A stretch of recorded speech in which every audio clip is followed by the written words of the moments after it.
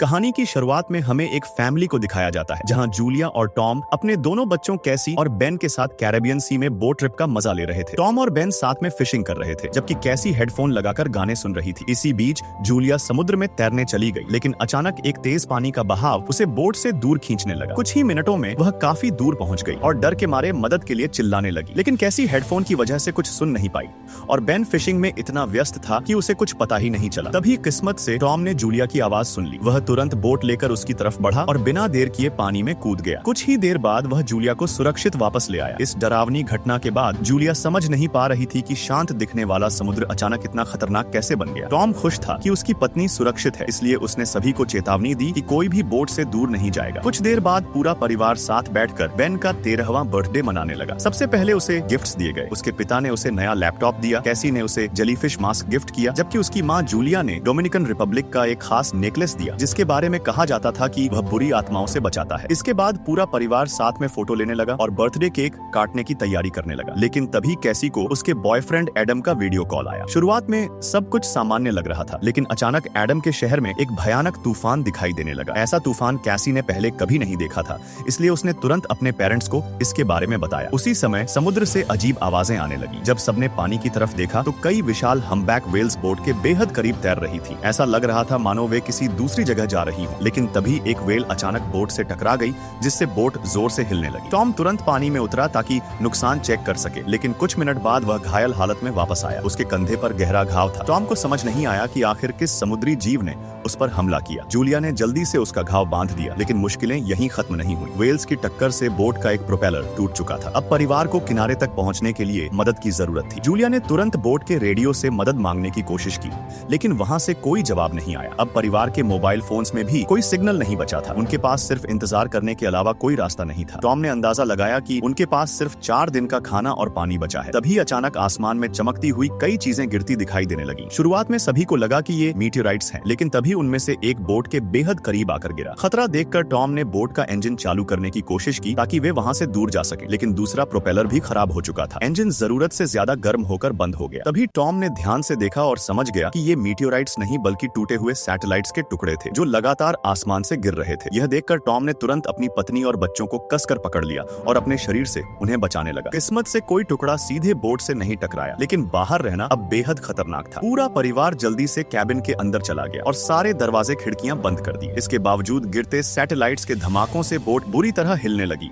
और नियंत्रण से बाहर घूमने लगी। इसी दौरान बेन गिरकर घायल हो गया। उसके माता पिता ने तुरंत उसे उठाया और सोफा पर सुरक्षित लिटा दिया। टॉम ने दोनों बच्चों को लाइफ जैकेट्स पहनाई और रेडियो तक पहुंचने की कोशिश करने लगा ताकि किसी तरह मदद मिल सके। तभी एक भयानक तूफान शुरू हो गया, जिससे बोट और भी ज्यादा हिलने लगी। तनाव की वजह से जूलिया की नाक से खून निकलने लगा। कैसी को भी बहुत घबराहट और उल्टी जैसा महसूस होने लगा। वहीं बेन भी कमजोर महसूस कर रहा था। जब वह अपने कमरे की तरफ जाने लगा तो तेज झटकों की वजह से सीढ़ियों पर गिर पड़ा। जूलिया और टॉम ने दोनों बच्चों को संभाला और फिर चारों केबिन के अंदर साथ बैठकर तूफान खत्म होने का इंतजार करने लगे। कई घंटों तक डर और तबाही झेलने के बाद अगली सुबह जब परिवार की आंख खुली तो वे सभी जिंदा थे, लेकिन बोट बुरी तरह टूट चुकी थी। जब वे बाहर निकले तो सामने का दृश्य देखकर उनके होश उड़ गए। उनकी बोट अब समुद्र के बीच नहीं बल्कि एक विशाल सूखे रेगिस्तान के बीच फंसी हुई थी। चारों तरफ सिर्फ सूखी जमीन थी और समुद्र पूरी तरह गायब हो चुका था। यह देखकर टॉम ने अपनी थ्योरी बताई। उसका मानना था कि पृथ्वी के मैग्नेटिक पोल्स उलट गए हैं, ठीक वैसे ही जैसे लगभग 7 लाख साल पहले हुआ था। अगर ऐसा सच में हुआ है तो समुद्र और जमीन की जगह बदल चुकी होगी और पूरी दुनिया में विनाशकारी लहरों ने करोड़ों लोगों की जान ले ली होगी। यह सुनते ही कैसी टूट गई। उसे डर था कि शायद एडम के साथ कुछ भयानक हो चुका है। वह रोते हुए बेडरूम में चली गई और दरवाजा बंद कर लिया। उसके माता पिता ने उसे समझाने की कोशिश की, लेकिन उन्हें पता था कि अब समय बर्बाद नहीं किया जा सकता। इसलिए उन्होंने तुरंत बोट ठीक करना और जितना हो सके उतना खाना और पानी इकट्ठा करना शुरू कर दिया। वहीं बेन भी उनकी मदद करना चाहता था। बेन अपने बर्थडे पार्टी से बचे हुए बलून्स को एक रस्सी से बांधकर आसमान में छोड़ देता है ताकि अगर आसपास कोई और सर्वाइवर हो तो उन्हें सिग्नल मिल सके। इसी दौरान टॉम किसी तरह बोट का रेडियो ठीक कर देता है। वह फिर से मदद मांगने की कोशिश करता है और इस बार दूसरी तरफ से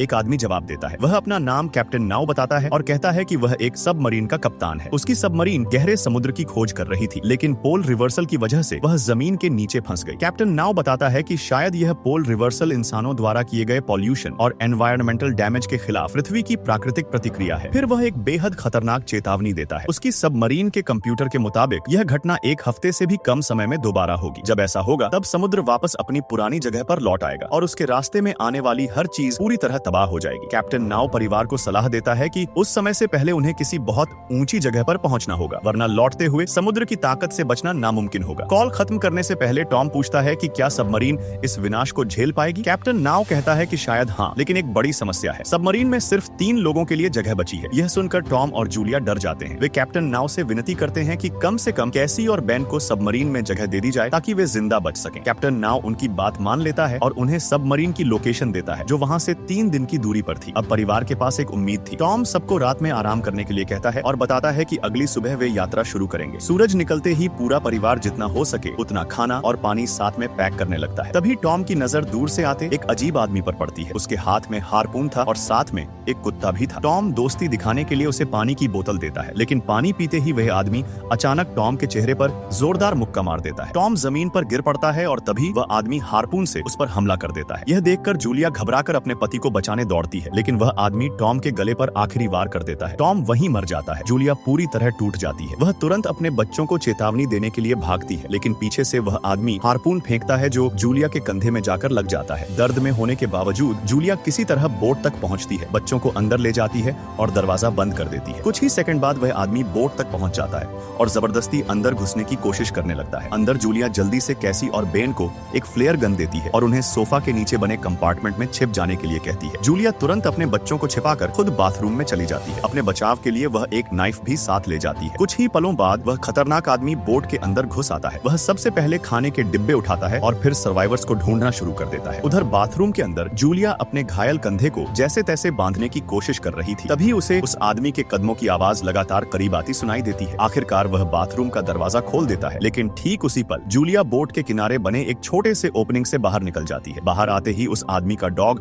उसे देख लेता है और जोर जोर से भौंकने लगता है। डॉग तेजी से जूलिया की तरफ बढ़ता है, इसलिए मजबूर होकर जूलिया नाइफ से उस पर हमला कर देती है। डॉग की दर्द भरी आवाज सुनकर वह आदमी तुरंत वहां पहुंचता है और अपने कुत्ते को मरा हुआ देखकर गुस्से से पागल हो जाता है। अब वह पूरी ताकत से जूलिया का पीछा करने निकल पड़ता है। इसी बीच जूलिया चुपके से बोट के सामने वाले हिस्से से दोबारा अंदर घुस जाती है और अपने बच्चों को ढूंढने लगती है, लेकिन तभी वह आदमी उसे पकड़ लेता है। वह जूलिया के चेहरे पर जोरदार हमला करता है और उसे जमीन पर गिरा देता है। फिर उसके पैरों को पकड़कर घसीटने लगता है। जूलिया भी हार नहीं मानती और पूरी ताकत से उसे एक संवेदनशील जगह पर लात मार देती है। वह अपना नाइफ वापस लेने की कोशिश करती है, लेकिन आदमी उसे छीनकर जूलिया का चेहरा जमीन पर दे मारता है, जिससे उसकी नाक बुरी तरह घायल हो जाती है। दोनों के बीच भयानक लड़ाई शुरू हो जाती है। सोफा के नीचे छिपे कैसी और बेन डर के मारे सब कुछ देख रहे थे, लेकिन उन्हें समझ नहीं आ रहा था कि क्या करें। तभी वह आदमी जूलिया को फिर से मारता है। उसे सोफा से दबाकर उसकी गर्दन मोड़ने लगता है। जूलिया अब लगभग हार चुकी थी। तभी कैसी से यह सब देखा नहीं गया। वह तुरंत फ्लेयर गन निकालती है, सोफा का कंपार्टमेंट खोलती है और सीधे उस आदमी पर गोली चला देती है। फ्लेयर सीधा उसे जाकर लगता है, लेकिन उसी के साथ किचन में आग भी लग जाती है। जूलिया तुरंत बैग में रखा खाना और जरूरी सामान उठाने भागती है, इससे पहले कि सब जल जाए। लेकिन जैसे ही वह बैग उठाती है, वह आदमी फिर से उस पर हमला करने की कोशिश करता है। इस बार जूलिया पूरी ताकत से उसके चेहरे पर लात मारती है और अपने बच्चों के साथ वहाँ से भाग निकलती है। बाहर निकलते ही कैसी और बेन अपने पिता टॉम की डेड बॉडी देखते हैं। दोनों रोते हुए उन्हें उठाने की कोशिश करते हैं और बार बार जागने के लिए कहते हैं, लेकिन अब बहुत देर हो चुकी थी। टॉम मर चुका था, लेकिन उनके पास शोक मनाने का भी समय नहीं था, क्योंकि हारपून वाला आदमी अभी भी जिंदा था और उनकी तरफ बढ़ रहा था। मजबूर होकर जूलिया, कैसी और बेन तेजी से पहाड़ों की तरफ भागने लगते हैं। काफी दूर पहुंचने के बाद वे थोड़ी देर रुकते हैं ताकि सांस ले सकें। बेन अपने पिता की मौत से पूरी तरह टूट चुका था। उसे लग रहा था कि उसी के छोड़े हुए सिग्नल बैलून की वजह से वह खतरनाक आदमी उनकी बोट तक पहुंचा, लेकिन जूलिया उसे समझाती है कि यह उसकी गलती नहीं है और वह वादा करती है कि अब चाहे कुछ भी हो जाए वह अपने बच्चों को सुरक्षित रखेगी। थोड़ी देर आराम करने के बाद जूलिया, कैसी और बेन फिर से सबमरीन की तरफ अपनी यात्रा शुरू कर देते हैं। कुछ दूर चलने के बाद बेन को रेत के बीच एक हैमरहेड शार्क दिखाई देता है जो बिना पानी के तड़प रहा था, लेकिन जूलिया उसे रुकने नहीं देती और आगे बढ़ने के लिए कहती है। तभी वह बिनोक्यूलर से पीछे देखती है और पता चलता है कि हारपून वाला आदमी अब भी उनका पीछा कर रहा है। यह देखकर तीनों तेजी से आगे बढ़ने लगते हैं। रास्ते में उन्हें हर तरफ इंसानों द्वारा फैलाया गया पॉल्यूशन दिखाई देता है। सूखी जमीन पर जगह जगह ऑयल बैरल और प्लास्टिक बॉटल्स बिखरी पड़ी थी। कई घंटों तक लगातार चलने के बाद बेन की हालत खराब होने लगती है। डिहाइड्रेशन की वजह से वह बेहद कमजोर महसूस करने लगता है। जूलिया तुरंत पानी की बोतल निकालती है, लेकिन यह देखकर गुस्से में आ जाती है कि कैसी ने बोतल का ढक्कन ठीक से बंद नहीं किया था। लगभग सारा पानी रेत में गिर चुका था और सिर्फ कुछ बूंदें ही बची थी। जूलिया अपनी बेटी पर बुरी तरह नाराज हो जाती है। बिना पानी के बाकी सफर पूरा करना लगभग नामुमकिन था। दोनों के बीच बहस शुरू हो जाती है। काफी देर बाद उन्हें रेगिस्तान के बीच एक क्रैश हुआ प्लेन दिखाई देता है। वे फैसला करते हैं कि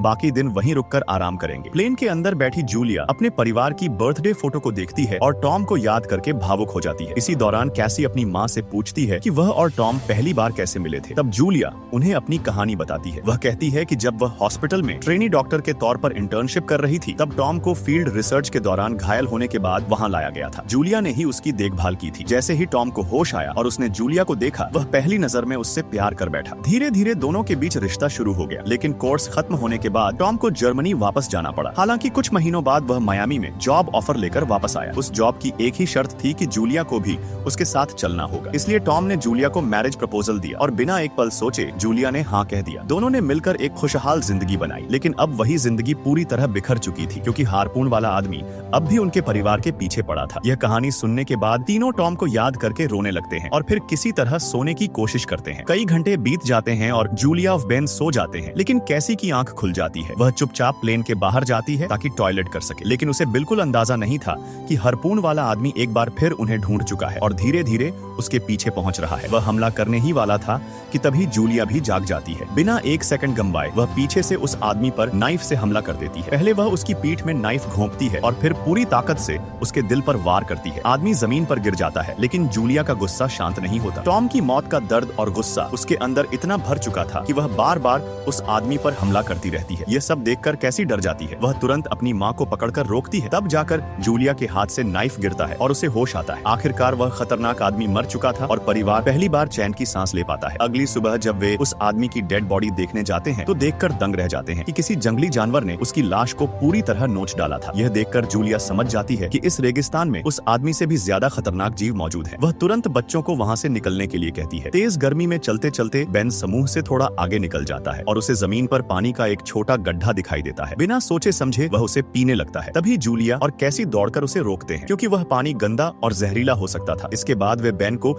एक खुले इलाके में लेकर जाते हैं, जहाँ बहुत सारी कुर्सियां पड़ी होती हैं। वहीं वे एक छोटा कैंप बनाते हैं। जूलिया अपने मेडिकल सप्लाई से बेन का इलाज करती है ताकि वह बीमार ना पड़े। सफर से पूरी तरह थक चुके तीनों कुछ देर आराम करने लगते हैं, लेकिन तभी जूलिया को दूर से एक अजीब आवाज सुनाई देती है। ऐसा लग रहा था मानो कई पैरों वाले जीव बहुत तेजी से उनकी तरफ दौड़ रहे हों। जूलिया तुरंत बच्चों को उठाती है और तीनों वहाँ से भागने लगते हैं। एक पहाड़ी पार करने के बाद उन्हें एक बड़ा कार्गो शिप दिखाई देता है, जहाँ कुछ सर्वाइवर्स ने अपना कैंप बना रखा था। जूलिया मदद के लिए जोर जोर से चिल्लाती है, लेकिन वहाँ मौजूद लोग पिस्टल्स और शॉटगन्स लिए हुए थे और किसी पर भरोसा नहीं कर रहे थे। वे जल्दी से कार्गो कंटेनर्स के अंदर छिप जाते हैं और दरवाजे बंद कर लेते हैं। जूलिया लगातार चिल्लाकर उन्हें चेतावनी देती है कि विशाल क्रैब जैसे जीव तेजी से उनकी तरफ आ रहे हैं, लेकिन फिर भी कोई दरवाजा नहीं खोलता। मजबूर होकर जूलिया अपने बच्चों को तुरंत कंटेनर्स के ऊपर चढ़ने के लिए कहती है। कैसी और बेन किसी तरह ऊपर चढ़ जाते हैं। इसके बाद जूलिया भी कंटेनर्स के ऊपर चढ़ने की कोशिश करती है, लेकिन तभी उन विशाल क्रैब जैसे जीवों में से एक उस पर हमला कर देता है। किसी तरह वह ऊपर पहुंच तो जाती है, लेकिन उसके पैर में गहरा घाव हो चुका था। तीनों ऊपर बैठकर खुद को सुरक्षित रखने की कोशिश करते हैं, लेकिन नीचे कंटेनर्स के अंदर छिपे सर्वाइवर्स इतने भाग्यशाली नहीं थे। वे विशाल जीव कंटेनर की दरारों को तोड़कर अंदर घुस जाते हैं और सभी लोगों को बेरहमी से मार डालते हैं। कुछ ही देर बाद जूलिया अपने पैर के घाव की वजह से बेहोश हो जाती है। अगली सुबह जब उसकी आंख खुलती है तो उसके बच्चे वहाँ नहीं होते। घबराकर वह उन्हें ढूंढने निकलती है और थोड़ी देर बाद उसे कैसी मिल जाती है, जो मदद ढूंढने गई थी, लेकिन उसे कोई जिंदा इंसान नहीं मिला। इसके बाद पूरा परिवार वहाँ पड़े सामान में काम की चीजें ढूंढने लगता है। उन्हें मरे हुए सर्वाइवर्स के वेपन्स और एम्यूनिशन मिल जाते हैं। जूलिया एम्यूनिशन के गन पाउडर का इस्तेमाल करके अपने पैर के घाव को खुद जलाती है ताकि इन्फेक्शन ना फैले। फिर वह रेडियो चालू करके कैप्टन नाउ से संपर्क करती है। जूलिया उसे टॉम की मौत और उन विशाल क्रैब जैसे जीवों के बारे में बताती है। कैप्टन नाउ समझाता है कि वे आर्थ्रोपॉड्स हैं, जो समुद्र की सबसे गहराई में रहने वाले जीव हैं और अब नई दुनिया में जिंदा रहने की कोशिश कर रहे हैं। हवा में ऑक्सीजन की मात्रा ज्यादा होने की वजह से वे बेहद आक्रामक हो चुके हैं और अपने रास्ते में आने वाली हर चीज को मार रहे हैं। इसके बाद कैप्टन नाउ परिवार को जल्दी करने की चेतावनी देता है। वह बताता है कि सिर्फ ये जीव ही खतरा नहीं है, बल्कि सबमरीन के इंस्ट्रूमेंट्स दिखा रहे हैं कि समुद्र उम्मीद से कहीं पहले वापस लौटने वाला है। कुछ ही घंटों में पूरा इलाका पानी में डूब जाएगा और अगर वे समय पर सबमरीन तक नहीं पहुंचे तो समुद्र की ताकत उन्हें बहा ले जाएगी। परिवार को सही रास्ता दिखाने के लिए कैप्टन नाउ आसमान में एक सिग्नल शॉट फायर करता है। जूलिया उसे देख लेती है और अब उन्हें दिशा मिल जाती है, लेकिन सबमरीन तक पहुंचने का रास्ता बेहद खतरनाक था। उन्हें एक गहरी खाई पार करनी थी, जिसके किनारे बहुत पतले पत्थरों के रास्ते बने थे। खतरा होने के बावजूद तीनों बिना रुके आगे बढ़ते रहते हैं। तभी अचानक ऊपर से बड़े बड़े पत्थर गिरने लगते हैं। एक विशाल पत्थर सीधे कैसी और बेन के ऊपर गिरने वाला होता है, लेकिन जूलिया तुरंत उन दोनों को धक्का देकर बचा लेती है। हालांकि गिरते पत्थरों की वजह से जूलिया और उसके बच्चों के बीच एक बड़ी चट्टानों की दीवार बन जाती है। अब उनके पास एक दूसरे तक पहुंचने का कोई रास्ता नहीं बचता। जूलिया बच्चों से कहती है कि वे बिना रुके सबमरीन तक पहुंचे। कैसी और बेन उसे छोड़कर जाने से मना करते हैं, लेकिन जूलिया मजबूती से उन्हें आगे बढ़ने के लिए कहती है। वह वादा करती है कि किसी भी तरह उनसे दोबारा मिलेगी। मजबूर होकर दोनों बच्चे सबमरीन की तरफ भाग जाते हैं। जब कैसी और बेन आखिरकार सबमरीन तक पहुंचते हैं तो वहां कैप्टन नाव उनका इंतजार कर रहा होता है, लेकिन उसकी हालत बेहद खराब थी। कैप्टन नाव की हालत बेहद खराब थी। उस पर भी आर्थ्रोपॉड्स ने हमला किया था और उसके शरीर से बहुत ज्यादा खून बह चुका था। उसके पास अब ज्यादा समय नहीं बचा था, लेकिन फिर भी वह कैसी और बेन को सुरक्षित रखने के लिए पूरी कोशिश कर रहा था। तभी वह दोनों बच्चों को बताता है कि वह सबमरीन में अपनी जगह छोड़ रहा है ताकि उनकी माँ जूलिया को बचाया जा सके। यह सुनते ही कैसी तुरंत फैसला करती है कि वह अपनी माँ को वापस लेने जाएगी। जाने से पहले बेन अपनी माँ द्वारा बर्थडे पर दिया गया वही नेकलेस उतारकर कैसी को देता है, जिसके बारे में कहा जाता था कि वह बुरी आत्माओं से बचाता है। अब कैसी अकेले ही वापस उस खतरनाक रेविन की तरफ दौड़ पड़ती है। उधर जूलिया लगातार पास आते आर्थ्रोपॉड्स की आवाजें सुन रही थी। वह सर्वाइवर कैंप से लाई हुई शॉटगन उठाती है और उन जीवों पर फायर करना शुरू कर देती है, लेकिन उनकी संख्या बहुत ज्यादा थी और जूलिया की गोलियां लगभग खत्म हो चुकी थी। अब उसके पास ना बचने का कोई रास्ता था और ना ही कोई बुलेट बची थी। मजबूर होकर वह वहीं खड़ी मौत का इंतजार करने लगती है। तभी अचानक ऊपर चट्टानों के किनारे कैसी दिखाई देती है। वह अपनी माँ की तरफ हाथ बढ़ाकर चिल्लाती है कि सबमरीन में अभी एक सीट खाली है। यह सुनते ही जूलिया के अंदर आखिरी बार जीने की ताकत जाग उठती है। कैसी की मदद से वह धीरे धीरे चट्टानों पर चढ़ने लगती है और आखिरकार दोनों ऊपर पहुंच जाते हैं। इसके बाद माँ बेटी पूरी ताकत से सबमरीन की तरफ भागने लगते हैं, जबकि उनके पीछे सैकड़ों आर्थ्रोपॉड्स दौड़ रहे थे। जब वे आखिरकार सबमरीन तक पहुंचते हैं तो देखते हैं कि कैप्टन नाव मर चुका है, लेकिन खतरा अभी खत्म नहीं हुआ था। चारों तरफ से आर्थ्रोपॉड्स और वापस लौटता समुद्र तेजी से उनकी तरफ बढ़ रहे थे। जूलिया, कैसी और बेन तुरंत सबमरीन के अंदर घुसते हैं और दरवाजा बंद कर देते हैं। तभी सबमरीन की खिड़की से उन्हें एक विशाल सुनामी जैसी लहर अपनी तरफ आती दिखाई देती है। तीनों जल्दी से अपनी सीट्स पर बैठकर सीट बेल्ट्स बांध लेते हैं। अगले ही पल समुद्र पूरी विनाशकारी ताकत के साथ वापस लौट आता है। विशाल लहरें पूरे रेगिस्तान को डुबो देती हैं और सबमरीन को जोर जोर से इधर उधर फेंकने लगती है। सबमरीन के अंदर बैठी जूलिया के दिमाग में सारी पुरानी बातें घूमने लगती हैं। टॉम की मौत, वह खतरनाक आदमी जिसने उनका पीछा किया और रास्ते में झेले गए सारे डरावने पल। बाहर समुद्र का भयानक कहर जारी था, लेकिन इसके बावजूद परिवार हार मानने को तैयार नहीं था। तीनों एक दूसरे का हाथ कसकर पकड़ लेते हैं और पूरी ताकत से उस विनाशकारी प्रकृति का सामना करने लगते हैं, इस उम्मीद में कि शायद वे एक बार फिर जिंदा बच जाएंगे। सबमरीन आखिरकार रुक जाती है और धीरे धीरे सूखी जमीन पर स्थिर हो जाती है। जूलिया ऊपर का हैच खोलती है और तीनों बाहर निकलते हैं। सामने का दृश्य देखकर उनके होश उड़ जाते हैं, क्योंकि जहां तक नजर जाती है वहां एक पूरा शहर है जो विशाल लहरों के कहर से पूरी तरह तबाह हो चुका है। चारों तरफ सिर्फ मलबा और विनाश का सन्नाटा फैला हुआ है, लेकिन इस भयानक तबाही के बीच भी जूलिया के दोनों बच्चे जिंदा उसके साथ खड़े थे। वह राहत और भावनाओं से भरकर दोनों को कसकर गले लगा लेती